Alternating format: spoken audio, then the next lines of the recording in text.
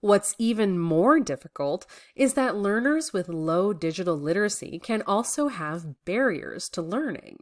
It's important to be aware of possible barriers so that they can be addressed. Some of the barriers to learning are visible, while others can be hidden. Barriers could include the following or others.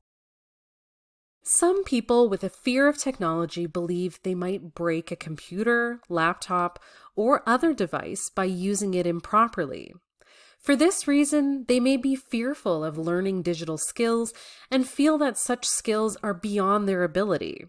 Or perhaps they are overwhelmed by the learning process, not knowing where to start, and worried they won't remember what they learned.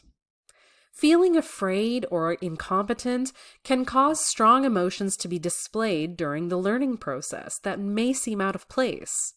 At the very least, we know that fear blocks the learning process. In addition to the actual devices causing fear, the language of technology can include a lot of techno jargon that can be intimidating. Learners may not want to admit they don't understand technical terms because they want to be seen as competent and fit in. Needing to complete a task using technology can be stressful for anyone, particularly if the task is urgent or high stakes. We know that excess stress impedes learning.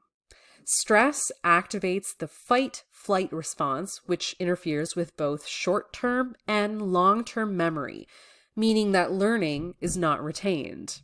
For immigrants facing many barriers as they settle in a new country, stress can be high.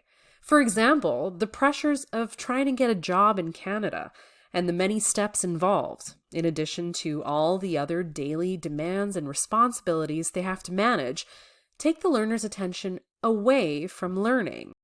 For some refugees who experience trauma in their countries and struggles coming to Canada, the stress can be debilitating. Many have come to Canada after surviving not just the violence of war, but also protracted refugee situations of much hardship. Be aware of this as a possibility, while also not making assumptions. It is well known that trauma impacts not just physical and mental health, but also the capacity and the speed of learning new skills and concepts. Such learners may have short attention spans and impaired memory, or may even get overwhelmed and shut down.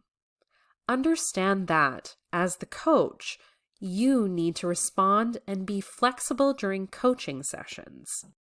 It does not help that every day more and more services are online, not in person. This creates more possibility of learners feeling overwhelmed when thinking of learning digital skills. Of course, one major barrier is a learner not having access to equipment at home, or a learner needing to share equipment with others who are prioritized to use it, like children who use the computer for school. Learners may not be able to afford a device with their own funds, or may not have accessed programs that provide free or low-cost devices. Another barrier is the very high cost of Wi-Fi in Canada. Lacking access to a computer or other digital device, or lacking Wi-Fi, makes it very hard for the learner to practice and gain skills. Even though access may be possible at a public library, or perhaps at the service provider organization, that access is limited.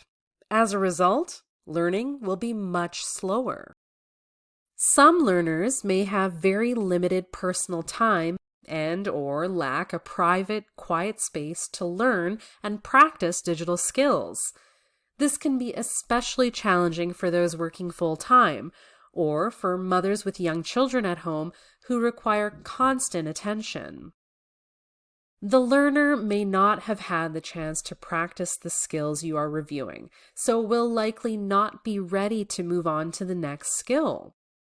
It's important to recognize the personal circumstances of the learner and that they could be a barrier to learning.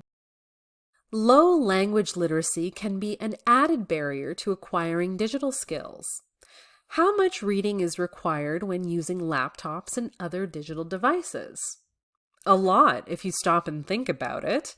The online and digital environments are very text dependent. So if you can't read, even if you could learn the digital skills, you can't navigate. Learners who struggle with symbol recognition and other reading skills find learning to use the keyboard, the desktop, and navigating online really challenging and a much slower process than learners with solid literacy skills.